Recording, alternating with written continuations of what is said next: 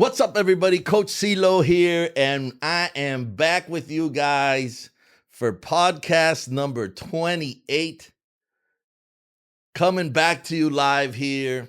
Shout out to Kyle, shout out to Eddie, shout out to Jeanette, shout out to Nelson. Got a whole crew helping me out here. And today we're going to talk about something near and dear to my heart. And this is something that came from the timeshare industry. Actually, what I'm going to share with you guys is actually a mix of two things. It's something that came from the timeshare industry and also something that came from the network marketing industry that I shared with one of my teams that helped us increase a bunch of sales while we were at it. So, bottom line, today I'm going to share with you some things that you can do to increase the sales as a whole from your sales team, and I mean dramatically increase it, but it's going to be a little counterintuitive. It may even require a little bit of logistical work on your part, and it may not apply to all of you. Parts of everything I talk about today will apply to everyone, but not everything will apply. But it's a great way of increasing sales dramatically within a very, very short window of time. And it's by increasing actually how many are being closed. So it's two things. First thing I'm going to talk about is TOs. Now, in the timeshare business, TO stands for take over. And before I even talk about who a TO is and what he does, I need to break a stigma first, because if you guys are high ticket closers, if you're in the high ticket space, if you own your own business and you're running sales and maybe you've got a sales team, high performers, top performers tend to disparage that. They think, oh, I don't need that. I am my own closer and I can close all of my deals. And of course you can close your own deals. That's why you're in this business. And if you can't, well, you better get good, because if not, you're not going to make money, right? But the idea of the TO isn't necessarily to close the deal that everybody else can't, even though if you ask all the TOs, they'll say that it is. Everybody tends to give themselves more importance, but they are very, very important part. That's why I'm talking about it. The TOs are there because, guys, sales is a wild, wild business. There's usually, especially in the high ticket space, in the one call closes, in the one presentation niches of the world, there tends to be a very high attrition rate. So there's an influx of people being hired. Some of them hit the numbers, others don't. They're gone. You have another influx of people coming in. They hit the numbers, they're gone. And so you constantly have a grind of people coming in, a large group going out, a very small group staying, them being competitive with each other's, and the ones that have the higher numbers are the ones that stay. It's the way sales is. It's the way it's always been. So a TO's job, as the word says, is to take over the presentation at the end, which is important, especially when you've got the newer people. If they're new to the industry, new to your company, they still kind of, you don't want, just because you're bringing new people in, you don't want to leave money on the table. You don't want to lose deals because Johnny didn't know all your financing options. Or because they were missing that one little thing that was going to help them close a sale. So that's why they were called TOs. They were called takeovers. Over the years, that's changed. Sometimes they're called team leaders. They didn't want like the public getting a hold of the whole word takeover because, it makes it sound too mechanical, too process driven, even though that's exactly what a sales process is, right? So yeah, you want them there because you do want them actually to take over a sale when it's new people. But once the new people aren't new anymore, the TO isn't necessarily there to close the sale, even though they're present when the sale is being closed at the end. But it's because you want a second face in that room or on that call. And this is where I was saying that logistically, it may be difficult because if you guys have a system, for example, where you're having setters set the calls and then setting the appointments with the closers and the closers are closing, then you'd have to kind of maneuver the ability of having a TO come in. But why is that important? It's important because when you're doing a one call close, when you're doing a one presentation close, and especially if the offer is a very, very high ticket offer, no matter how good the salesperson is at building rapport, no matter how good they are at knowing the product, no matter how good they are at doing takeaways and closing, you're going to lose a certain amount of people because they just didn't feel comfortable saying yes at that moment. And unless you are a follow-up beast, and some of you are, and a lot of you aren't, the company just left food on the table. That is a deal that is never, ever coming back. So if you've got a TO, if you've got a second face that's coming in, sometimes that little uneasy feeling that the guest is having, the only thing that they needed was to have a second person reiterate what the first person said.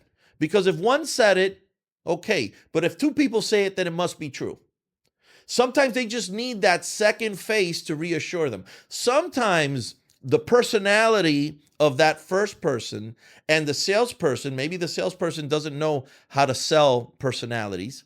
That's a whole other conversation for another time. But maybe that person doesn't know how to sell personalities, right? And those two personalities are personalities that usually crash with each other. If you're a good salesperson, you got to be a chameleon. You got to know how to be able to change depending on the personality you're dealing with. So if you've got a TO, TOs are all closers. They're going to know how to shift personalities. And so you bring that TO in, and that second face may absolutely fall in perfectly with the person, and now the deal goes down like butter.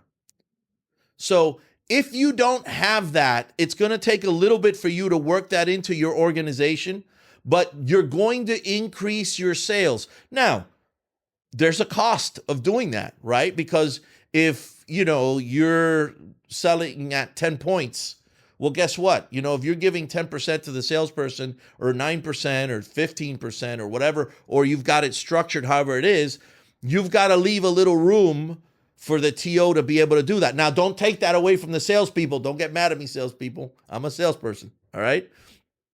First and foremost, before anything else. So don't take that away from the salesperson.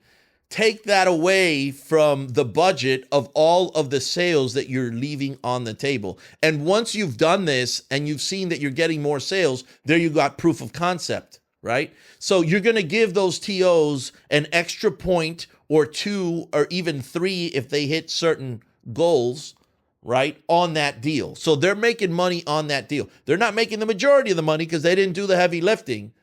They're just coming in at the end to butter things up.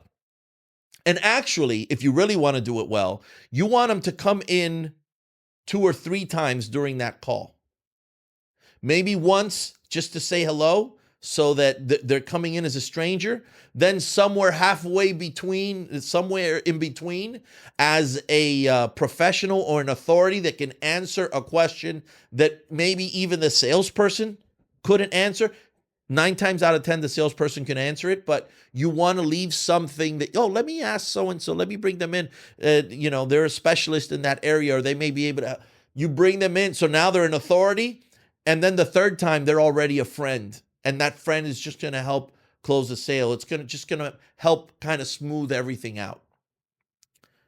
A lot of you are going to be resistant to that, but believe me, coming from the timeshare world, having that second face in these presentations where it's a 90-minute close, it's a one-call close, is super important. That second face does a whole lot.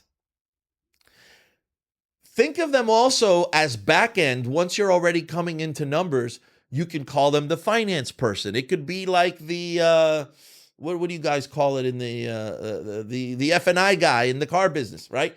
It could be that experienced person coming in the end to kind of put everything together. And by the way, for you salespeople that feel like you don't need one, it's silly because it's not taking away from your money, number one. Number two, if there's a good TO coming on your table, not only are they going to help you secure that sale, not only may they have something in common with that person that might deepen that rapport and help you secure that sale, but a lot of times they'll help you get a bigger sale. See, you built rapport with these people and you helped and you gave them their recommendation and you took care of their objections and you took care of the obstacles and you got them to say a yes. And now they are overwhelmed, excited, but overwhelmed with that yes. But now comes in the TO, completely different face, completely different dynamic, and shows them that, hey, you know, based on what you said, I understand why Chris recommended this. But I don't know if he told you about, we've got this other product for people just like you. I'm just going to show it to you and you let me know what you think. Boom. And now they're in and they just upgraded your sale and made you more money. So don't be dumb, guys. Don't fear having them. Now, it's a dance. So this is where I was going to in the beginning. For the newbies, it's your lifeline, because they're going to be able to close deals that you weren't able to close because you didn't have the experience, the time in, the knowledge in the industry, the knowledge in the sales to be able to close it. At that point, that's exactly what that word stands for, take over. And when they take over, you shut up and you let them do what they got to do. That's why it's called the takeover. And there's ways of setting them up, depending on the industry that you're in. There are ways of setting them up for that kind of success. And once they're there, you shut up. If somebody asks you a question, you stay quiet and look at them and let them answer it for you. Because from that moment on, it's their table and they're going to close it for you. That's if you're a newbie. But if you're a professional already in the business, there comes a time, because in the beginning, there's a lot of trust involved. The new guy has to trust that the TO is going to pull off what they can't. The TO has to trust that the new guy covered all the basics that they need to be able to close that sale, right? But once there's already a working relationship here, it's no longer like that. Then it becomes a dance, literally a dance, like two people dancing together, right? You've got your presentation, they've got their presentation, and both of them work in unison to, number one, secure the sale, number two, quite possibly upgrade the sale, and number three, prevent that sale from kicking or rescinding. So that's the importance of using a TO. And again, I'm going to say it again. You guys want to make more money in the high ticket space? You want to do something that nobody else has done or that very few people are doing? Add a TO. Add a TO to your process. And by the way, you don't need a lot of them. You can have one on a shift, because not everybody's going to be closing their deal at the same time. They just have to be available that when someone needs them, they can pop in. And also so they can do what we call bumps. They bumped in the beginning, they bumped in the middle, and they bumped in the end. The good TOs will do that. You can still do it introducing them at the end, but I prefer having them been introduced a couple times because now it's very smooth. Now, how do you turn over the table or turn over the team call or the Zoom call to the TO? Well, now that's very specific to the type of presentation that you're doing, all right? But way before that, before you even mentioned bringing them in your agenda, in your order of the day, in your plan of the day, in that part of and if you don't know what I'm talking about, it's because you don't have a structured sales process. That's costing you money, by the way. But I've got a whole series on sales process on my podcast. You can go back, and I literally did, I think, like 10 separate sections on each part of the sales process. But when you're doing the agenda in the beginning and you're letting them know everything to expect that's going to happen during that sales call, one of the things you're going to mention is I'm probably going to have my team leader step in here or my finance person come in here, and you're going to, for whatever reason you want to add, Their product. I am a product expert, but they're a finance expert, or they help out with all of the onboarding or whatever. But there's going to be a reason. You're going to tell them there's going to be a reason for that person coming on later, so that it's already part of the. They're expecting it. And the other thing is because you don't want them thinking of them as the hammer, because TOs are known as the hammer, right? And by the way, a good TO never comes on as a hammer. Never. Whether they got the sale or not. That doesn't mean they didn't apply pressure. It just means it didn't feel like they were applying pressure. You get what I'm saying? So number one, you want to work that into your agenda and to your presentation so that they know it's coming. Number two, you are going to, and this is the next thing I want to talk to you guys about, but you are going to do something that's known as edifying your TO. What does edifying mean? It means lifting up, like a building, like an edifice, right? You are going to build up the story of this person. Oh my God, wait until you meet my buddy John, or sometimes you might want to call them by their last name to give them an authority. Wait until I bring in Mr. Smith. Mr. Smith is an expert in the industry. If you're in the health and wellness, man, this guy used to train health and wellness places, or he was part of the research department. Whatever it is, you are going to talk about them like they are sharp as a tack, enthusiastic as hell, and a force to be reckoned with, which, by the way, is what you were giving off by yourself. So if they got that feeling about you and now you're edifying them, imagine how your client is going to think of them. And the reason why you're doing this is you're creating a triangle, all right, between you three. You and when I'm saying I now, I mean you, I'm talking about the person that I'm on the phone with, right? Or that I'm on the call with. We've created rapport already. You like, know, and trust me. You have no idea who I'm about to bring in. So what you're trying to do with edification is you're trying to take all of that trust that you've now put in me and all of that admiration and respect that you've put in me, and I am going to help put that on that person who I'm going to be bringing in. Because if you admire and trust me, and I'm talking about someone who in my eyes, I trust and admire, Mr. Johnson, for example. Wait till I bring in Mr. Johnson. You're going to love him. Man, this guy is an expert in this field. You think I know? Oh my God, they've been doing this for 25 years, blah, blah, blah. You know, you give a little bit of a short who are they, and you make it so it's exciting. So they want to meet this person. So that when you bring them in, now that's a person of authority. And not only that, it's a person who can make decisions that you can't. So if you're having issues with money or with financing, remember what I said in sales. Don't ever give anything away. Everything that you're doing is an exception or something special for them. Everybody likes to feel special.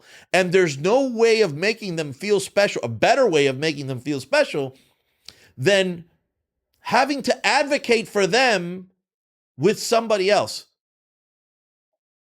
Let's see what they say. I don't, that's not even, that ball's not in my court. But let's see if he can help us out. He's helped out a whole bunch of other families. He's helped out a whole bunch of other people do it. Unfortunately, what you're saying, I don't think we can help you there. Drop that task tension. Now they're relaxed. Whew, I don't have to worry about it. They're not going to try and close me because they told me they don't think they can do it.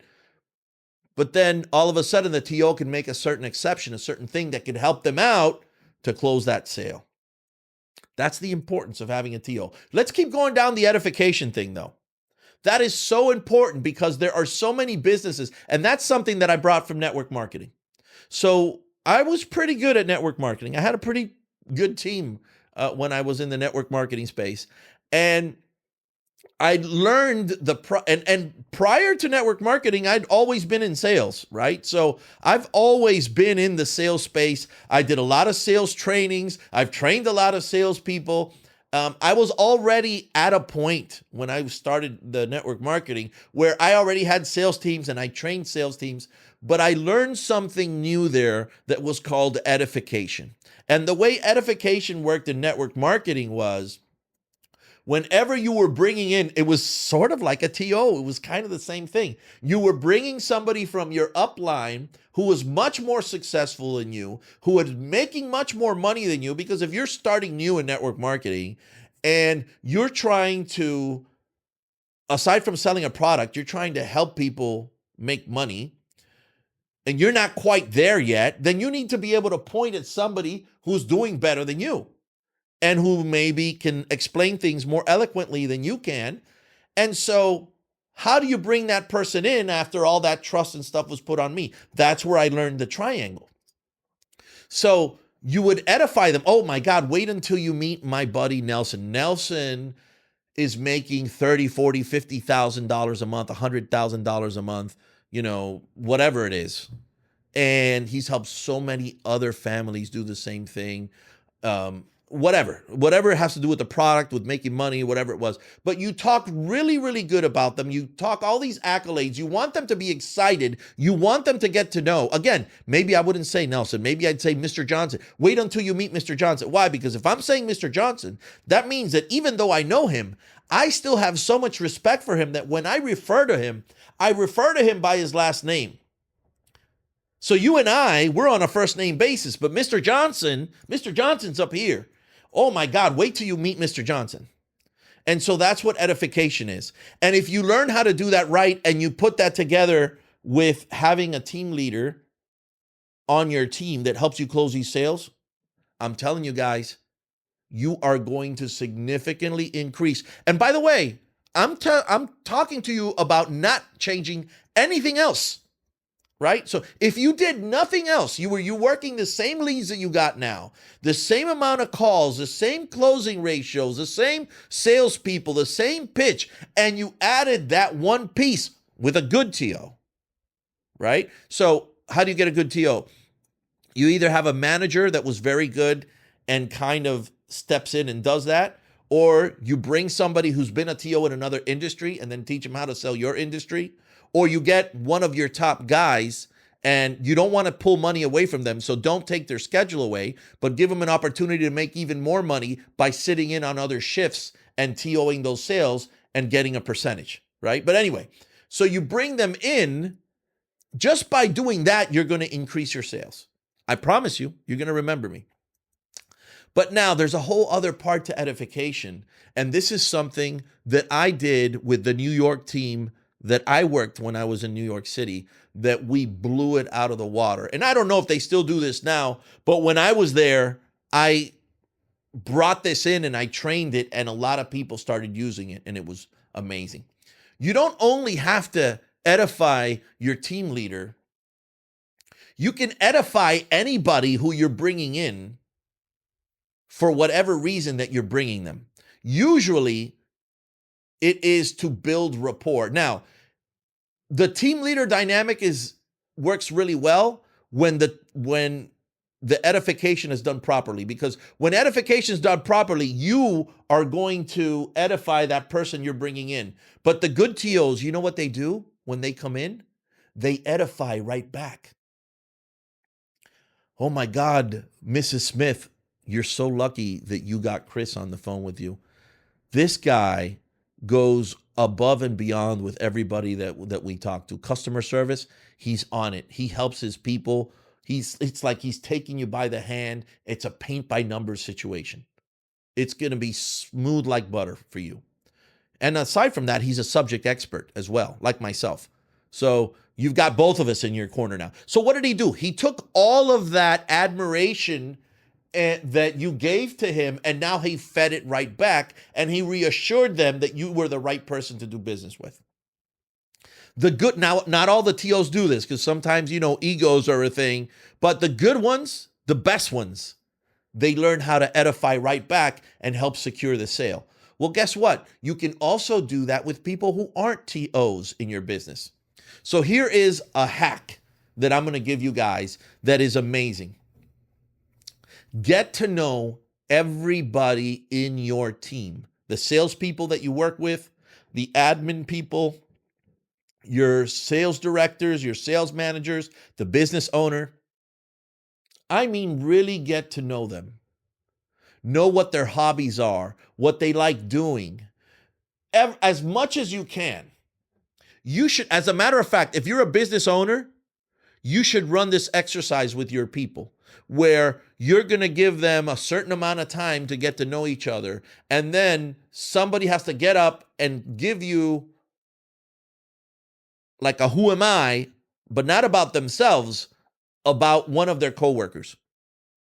Especially what their hobbies are, what their passions are, what excites them, what motivates them. Now, that's great for you because if everybody's doing that, you're learning everything about them and it helps you get closer to your team as well. But here's why.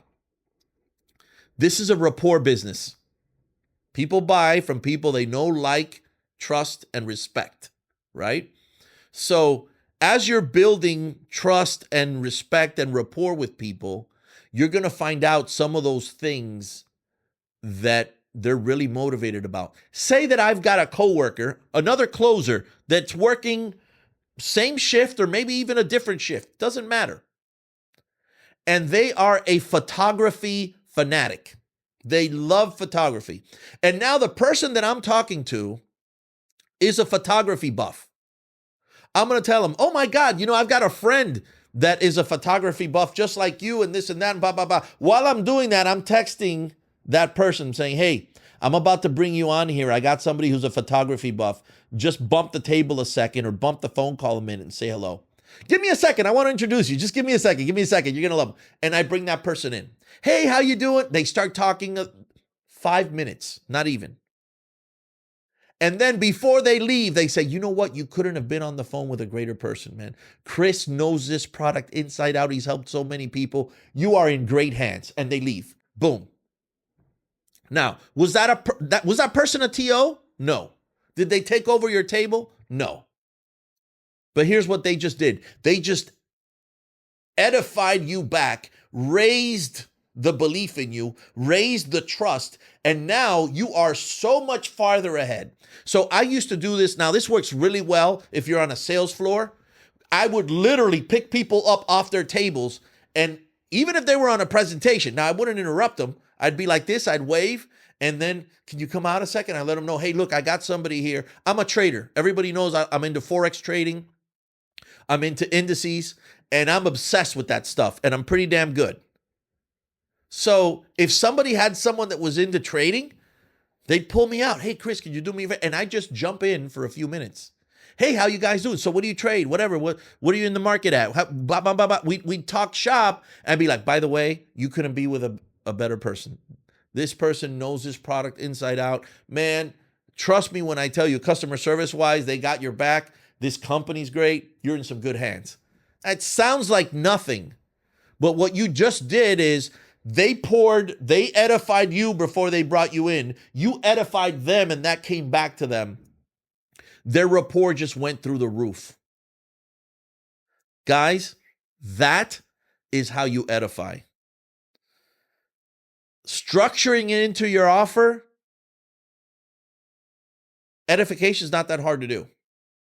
It's a little bit of a pain in the ass because if you're on a sale, you're not going to leave your sale, especially if you're on the phone, right? To go talk to somebody else. But if you're not on the phone or on a presentation and you're available, why wouldn't you help your buddy 2 minutes of your time help close a sale when they can do the same for you when it comes around?